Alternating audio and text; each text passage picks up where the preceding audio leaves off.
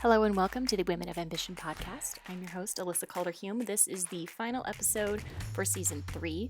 This is the bonus episode of the rest of the conversation that I had with Randy that I couldn't include in that first discussion. Randy's my husband. So here you'll get to see a little bit more behind the scenes, a little bit more of our interplay, and round him out as an ambitious man, which wasn't necessarily the focus of our episode, but it snuck in there inadvertently. So enjoy. We both have ADHD, which is definitely coming through in this. So Yep. I'm definitely not controlling myself as much as I normally would in this, just because it's with my husband. So all of you get to kind of enjoy that piece of this today.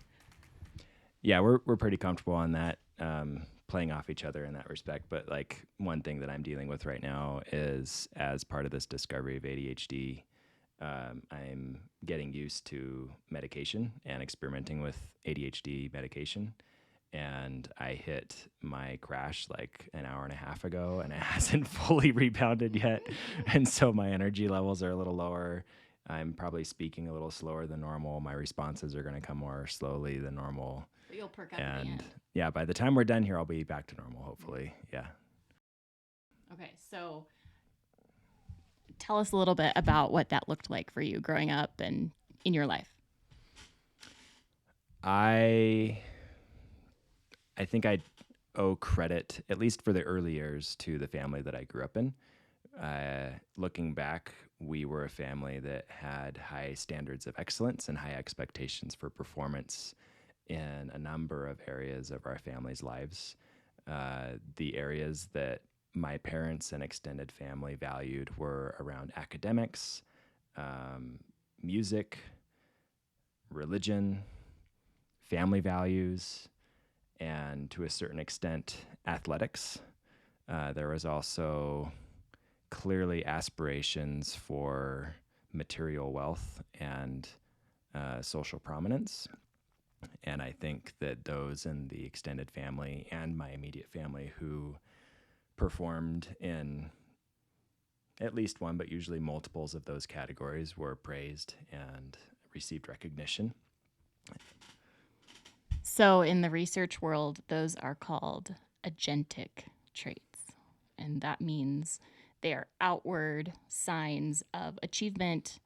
You have education, a social standing, grades, income, socioeconomic status.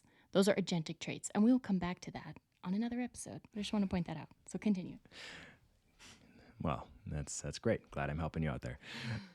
So individually, I fit really well into that space. I think I know I'm naturally gifted academically and in music, and I also had a desire as a child in that family to fit the mold and to follow the plan and the pattern and to excel at the program that was laid out for me. I've learned more recently that part of that comes from being a little bit more of a people pleaser than some might expect, but regardless of what's driving that, like I did really well in that space. And then as I grew up, built on a lot of those strengths. So I've continued to be academically strong. My musical talents have continued to set me apart from those in that space. And then socially, I think I've been fairly confident and comfortable. I'm generally viewed as a strong public speaker. I'm a strong educator.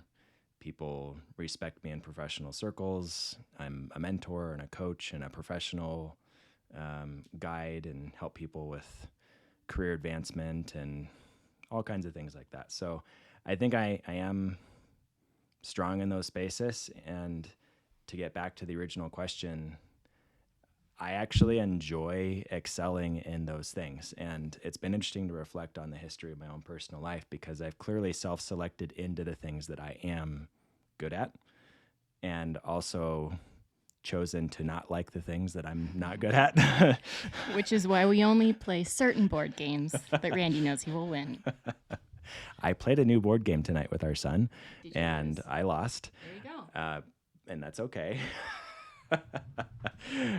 And so, yeah, I do allow myself to lose on occasion. Allow, yes. Especially if there's the benefit of allowing one of our children to win and boost their own confidence. I'm winning in another category. How magnanimous of you. Suddenly, all of my wins make so much sense. It was generosity. Allowing you to succeed. Exactly. Okay, so you're so smart and you're so gifted and you're brilliant and all these wonderful things. So life has just didn't say been that. really easy for you, right? Like that's what you're telling me.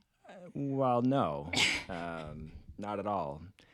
I would say that things like academics and music actually were pretty easy for me. And that's part of the reason why I enjoyed it is I liked to win and I liked to be recognized as a leader in my space and in my cohorts, and built on those strengths and allowed those to carry me through spaces where maybe it was more challenging for me. But personally, I've struggled with a lot of different things. I am a recovering addict. ADHD played into a lot of things early on that I didn't realize was because of ADHD. So I was actually telling people at work today, like, I almost never read textbooks in school. And despite being really good in school, I did it without reading a lot.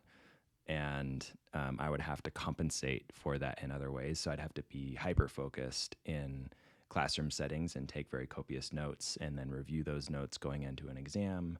I would make sure I always attended the extra study sessions or TA reviews or office hours or whatever that was, whereas a lot of my peers who were more comfortable spending time in textbooks like didn't do that same stuff. And so I think overall it probably took me longer to perform well, but I've learned more recently that the reason I didn't read those textbooks is because I have ADHD and couldn't make it through a page on a textbook without like losing my mind. Socially, I've mostly come across to others as being very friendly and outgoing and social, but growing up I had very few close relationships, and I think part of that is because I feared embarrassment and loss and the loss of relationships and attachment and things like that. And so I didn't have any like best friends growing up. I had lots of friends, but still felt lonely in public spaces, even though I knew everybody. I'm also very perfectionistic, which plays into a lot of this. And so my standards for performance in any of these categories, but since we're talking about like academics, like I would take very all or nothing approaches. I've been to almost weekly personal therapy for a variety of different reasons for the past 10 to 12 years.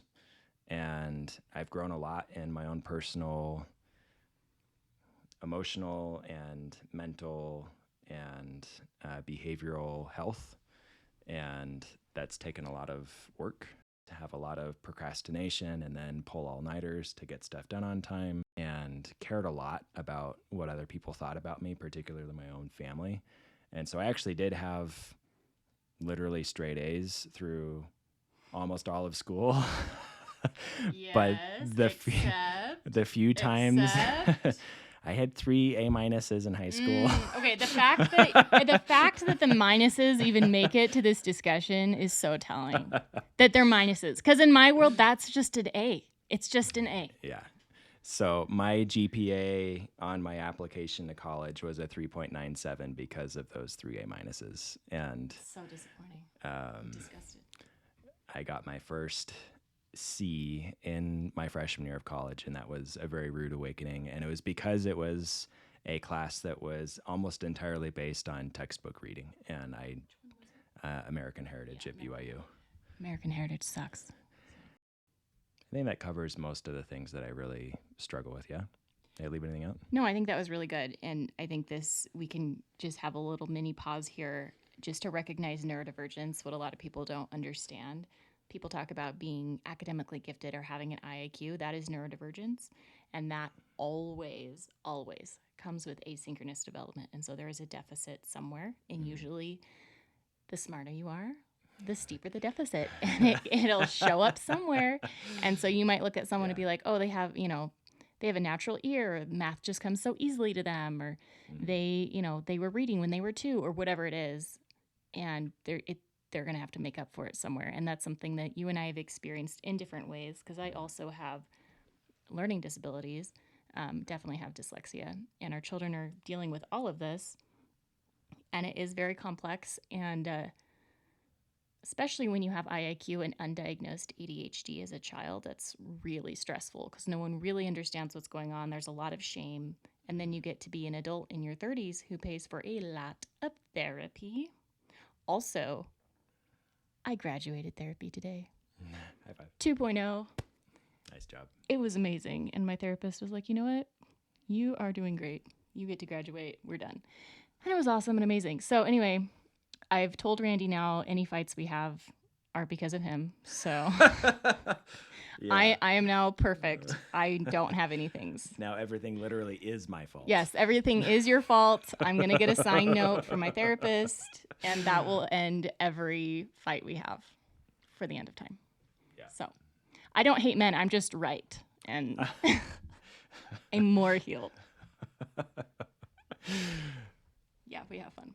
Anyway, that is a little bit about neurodiversity, and I want to have a whole episode on that. So if that's interesting to you, shoot me a message. Just a little bit about the goal setting practices you have that you mentioned earlier. Yeah, so you've said I'm a dreamer, and I always have been. I've also learned recently that might be part of like having ADHD. Like I would literally daydream during classes, especially boring classes in school. And part of it comes from like my family of upbringing, like very high expectations, lots of high performing individuals. And so like I've never had a cap on what I thought was possible for me to achieve, which has been pretty cool. You didn't have to overcome many of those disenfranchisements that the rest of us have to undo, the stigmas and the shames and things about accomplishment. No, because I am the man. The man. The man. I am also the man. We have a running joke about who the alpha is. It's really me, but sometimes I let Randy think it, so. Well, until you actually do make more money than me. That would be agentic ambition. I'm talking about communal ambition. To be clear, we both have the belief that in the very near future, Alyssa actually will make a lot more money than me on a regular basis. But until that happens. I'll give you the crown until then, Mr. Royal. Okay.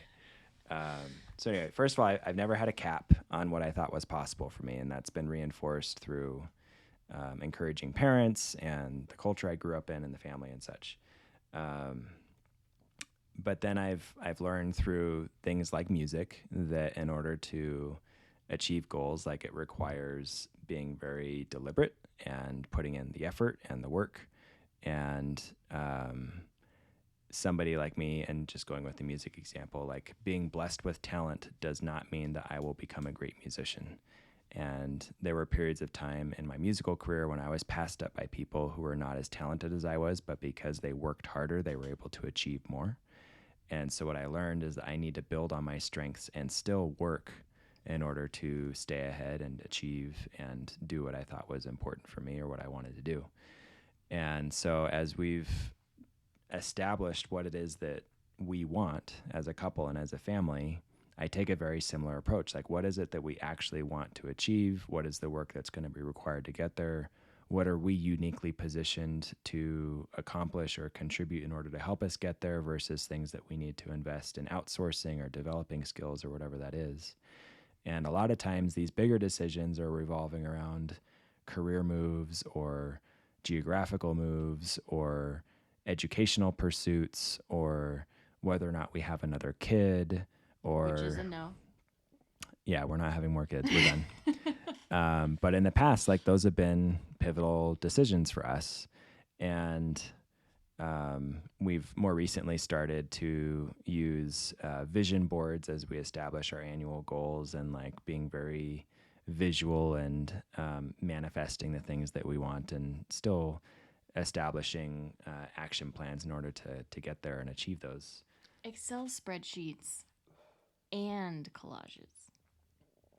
Yeah. Who would have thought that they were going to be coexisting? Mm-hmm. Yeah.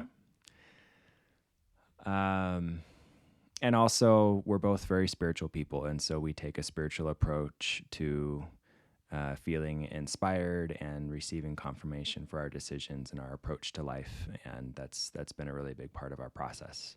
I'll also say you've always been very respectful of my intuitive gifts and things. And there's been a lot of evidence with that. But my gut feelings, you take very seriously and take into consideration. And it's always panned out correctly for us. Yeah.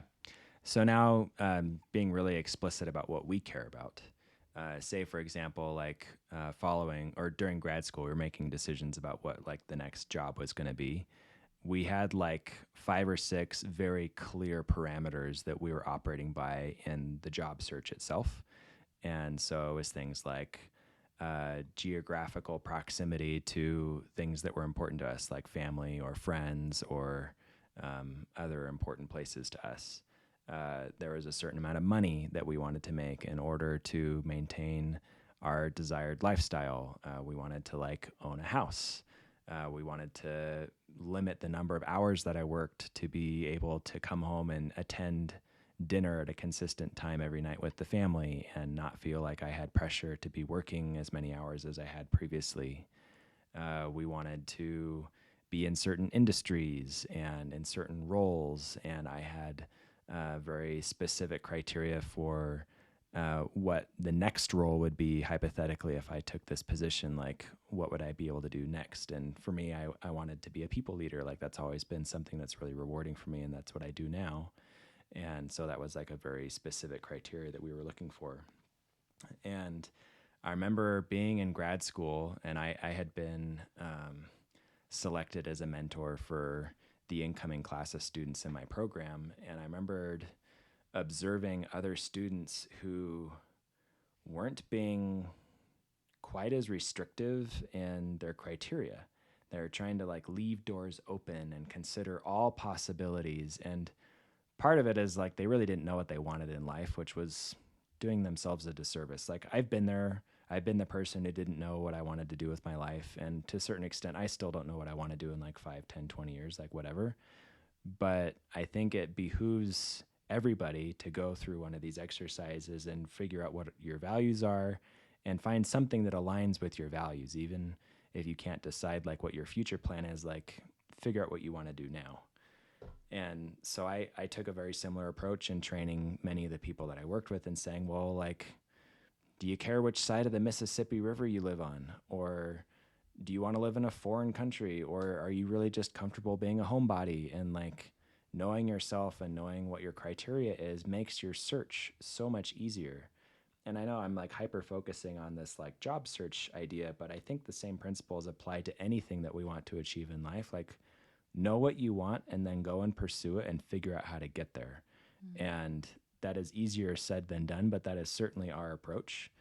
And so like, for example, the last time that we decided where we wanted to live, one of our criteria was, hey, like we want to live in a place that has easy access to the outdoors and clean air, and also a place where we can have community for our kids with people that are in similar stages of life. We want to be able to live in a neighborhood where our kids can ride their bike to a friend's house and knock on their door and ask them if they can play.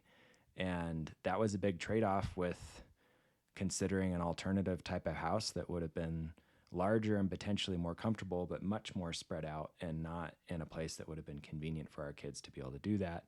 And so like very deliberate choices on the trade-offs of the types of things that we wanted to achieve, and then figuring out how to get that.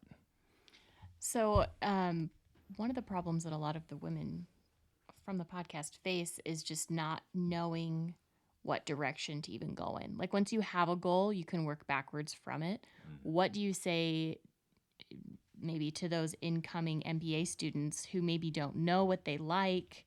They need maybe to give themselves the freedom to experiment, like earlier stages. Let us learn from your wisdom, Randall. I will try. So I am a big fan of principles that drive entrepreneurs to success. And so there's one concept that comes from lean startup methodology. It's called fail fast. And inherent in this concept is you will find your solution or your answer or generate greater value in the thing that you are pursuing if instead of trying to like think your way into the solution and design the best possible solution, you actually take a version of that solution that you're able to create in a very short amount of time and then go test it in the wild. And then by testing it, you're able to see how well it does, what things work, what things don't work, and very quickly iterate on that first version of your solution into a second version that will be way better than anything that you could have designed in a vacuum because you're actually testing it. And so for a personal application, we have to be willing to take risk and try things out and fail. And failure is a reality for all of us. It's not something we should be afraid of. We should celebrate failure and learn from it to then propel us forward into something that will be successful. And when we're talking about personal pursuit, like we got to try things out. So even just observing you over the last 6 to 8 years, as you've been trying to figure out what it is that you wanted to invest your time in, I saw you try to write a book. I saw you try to become a painter. We've seen you experiment with yoga and toying with the idea of becoming a certified yoga instructor. You've gone and become certified as a Reiki master. And like I could go on. There's like another 6, 8, 10 things that you invested a meaningful amount of time and money into pursuing until you didn't. And that was okay because we knew that was part of the process of figuring out what it was that was going to be fulfilling and meaningful to you as an individual, that was going to be worth you investing more time into in the future.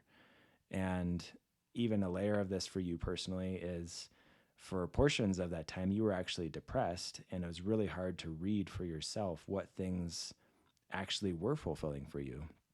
And so that was an added layer of complexity that we had to work through.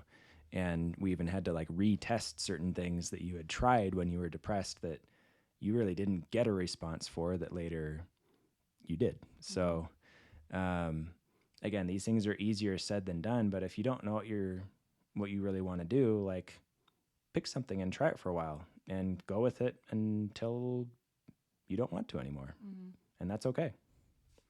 Yeah, I like that. I think at the end of the day, it's all an investment into whatever the end product is, or, you know, an investment into getting comfortable exploring, being vulnerable, trying things out, changing your mind. Like those are all really important things that as someone who is perfectionistic or high achieving, like we said, we don't like to try things that we're going to fail at or that we're unsure about, or maybe we're worried that if we change, like I've thought about this, we've talked about this on the podcast.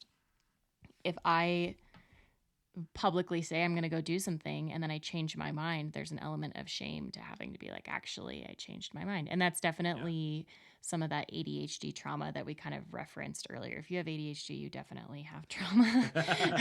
But there's EMDR out there, so you're fine. But I had to get comfortable with that, and then slowly building up over time, a lot of those things that seem disparate and random are actually coming back together, which is wonderful. And then there are lots of things that aren't, and like that's okay. Like I have multiple facets to my personality and my interests, and they wax and they wane, and it's all just still an investment in the process for me. And it's not wasted time. We do gratitude with our kids at dinner time. We say things we're grateful for our day, mostly because they won't share anything about their day. So we like ask them a more concrete question, but we've also started asking them what they failed at today. And with the emphasis on trying things and not finishing them, but having, 50% done is better than 0%, because Randy and I are both oriented to don't start something unless you can complete it. And then that means we spend a lot of chunks of time not doing things, whether it's mentally or emotionally or whatever. We're trying to change that for our kids. But that is a small thing that we've instituted also for our own mental exercise and practice. Yeah, this is also reminding me, I should go and find these slides that I created when I was doing trainings on this in grad school and shortly after, but there's some common pitfalls that human beings take when making goals and seeking achievement and excellence. And one that I personally fall into is doing what I think other people are going to want me to do, or what will receive the most praise or public recognition. I'm, again, very competitive. And so, as an example, coming out of undergrad, I tried pursuing the most competitive career path possible, which was either going to be investment banking or management consulting. And I actually did. You were going to be a doctor. That's true. I was going to be a doctor until I figured You out that wanted I to don't be a like to read plastic surgeon. textbooks. And yes, I didn't want to be in school for an additional 8 to 12 years and still have to. You would have been an amazing Dr. McSteamy. I just want to put that out there. Well, thank you. I Yes, appreciate that. Yes, it would have been amazing. But I probably wouldn't have read any of my textbooks, so maybe not. But that being said, I did those things because other people told me that that was like the cool, competitive, impressive thing to do. The hardest thing to do. The hardest thing. And that's something that I'm personally attracted to because I've always had the belief that if I'm able to do the hardest thing, that I will get rewarded for it monetarily and socially and Is that why you married me? Sure. And so, again, this comes back to the values discussion of like what's important to you, not what's important to the public or to your parents or to your spouse or to your peers. So a couple other pitfalls that I saw people make. Maybe I'll categorize this as having realistic expectations balanced with an appropriate level of stretch or aspiration or ambition. On the one side of the spectrum, I saw too many people who were striving or attempting to do the most competitive, challenging things, again, because it was the cool or reputable thing to do, but didn't have any business competing for those jobs and wasted so much time applying and searching and networking. And that was heartbreaking for me because as much as I wanted them to achieve whatever they thought their dream was, they really should have been like aligning with what they were qualified for, or maybe stretching just barely beyond and not like going so many steps beyond that it just really wasn't realistic for them to go there. Being strategic. Being very strategic and realistic about like what a realistic, I just use that word twice, but a realistic stretch goal. And like that's going to be different for everybody. It's not going to explain away the cases for people who, against all odds, were able to achieve amazing things. Like I'm not trying to discourage people from going and breaking the mold. And certainly for people who are true trailblazers for whatever their background or status is, like that's not my point. It's like, don't try and go be I'm trying to think of a good example here. I had people that I was mentoring who were literally trying to become investment bankers coming from like a non-competitive like HR profession. Now it's not impossible for somebody from an HR background to come and become an investment banker, but it's highly unlikely. And there's a whole set of circumstances and qualifications that would need to be like developed in order for that to become realistic. So just an example, again, it's not perfect, but on the flip side of that spectrum, I also occasionally saw people who weren't stretching enough and they would settle. And often these were the people who didn't know what they wanted to do.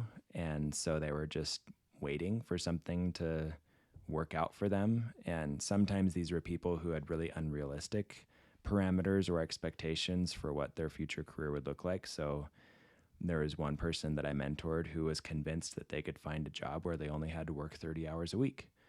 And there are those jobs out there. And I encouraged that individual to consider self-employment or to look at some other alternative non-corporate roles that could still get them the income that they wanted working that few hours. And being an MBA is like not the typical path to working 30 hours a week. So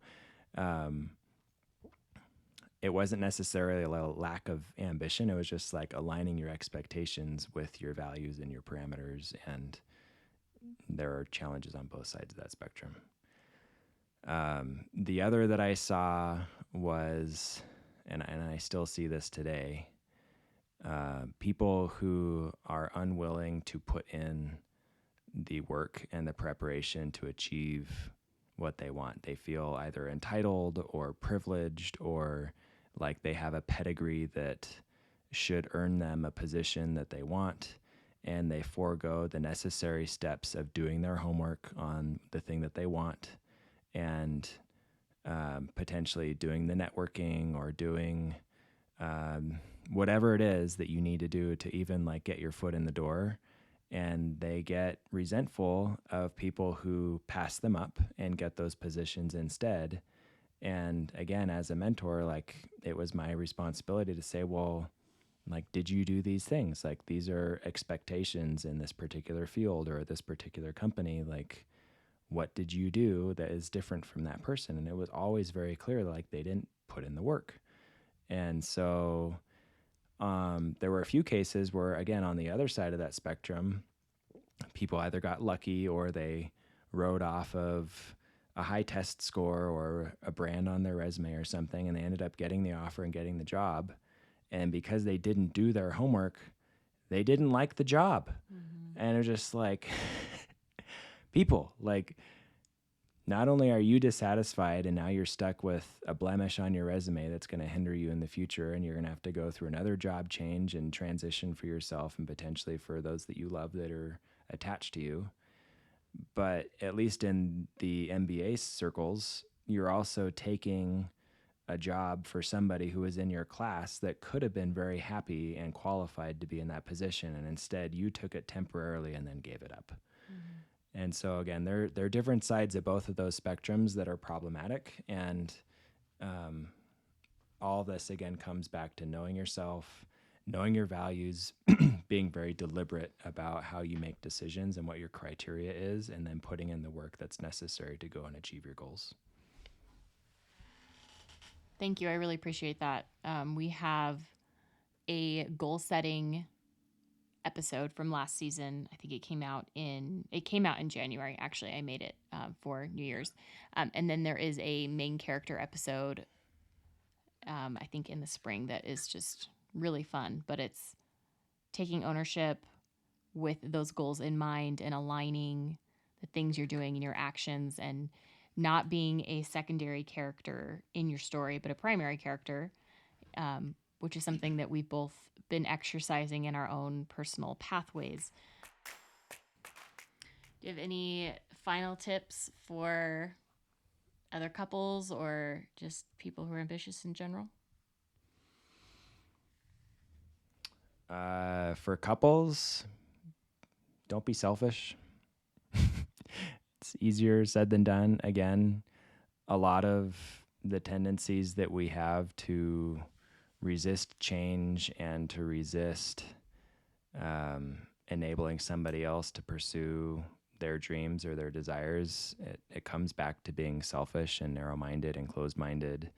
And our society supports men in prioritizing themselves and women prioritizing the men. Mm-hmm. Yeah. And so seek to be empathetic, seek to understand, seek to help your partner find fulfillment and joy in life, however that comes.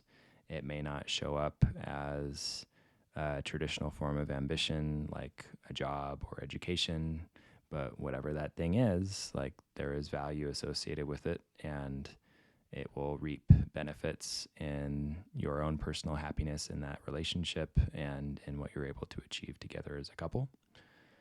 I would also say for ambitious people in general to dream big and don't put a cap on what you can achieve.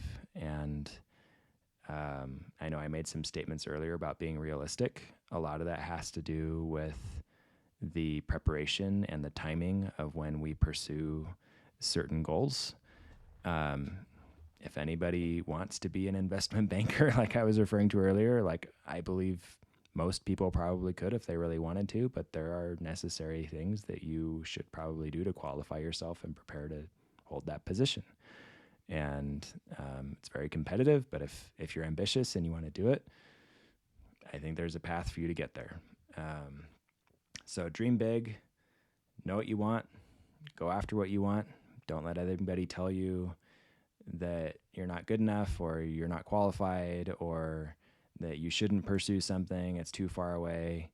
Chart a path to get there, be realistic, work hard, ask for help, and you can make amazing things happen. Thank you. That was really great. I think that's a perfect summary. Thanks for listening to this episode of the Women of Ambition podcast. I'm your host, Alyssa Calder-Hume, and this has been a bonus episode of some of the little tidbits and extra bits from my interview with my husband, Randy, in our previous episode.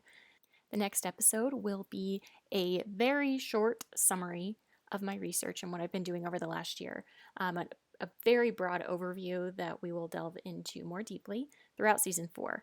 So this is the end of season 3. Next episode will be the beginning of that season 4, and we'll be looking at some of the structural elements that create circumstances for ambitious women to even need a podcast like this, to even need to talk about these things and discover them, and why we don't really have the language or understanding and framework to understand this kind of larger trend of women feeling not supported and not helped, and why that is happening. So I'm excited to be sharing that soon. This is the first time I will really be delving in deep to my research and where I'm going in academia and what I'm trying to do to serve the community, to serve you as part of this community. So look forward to that. As always, follow on Instagram if you want more day-to-day updates, or check us out at womenofambitionpodcast.com. Thanks.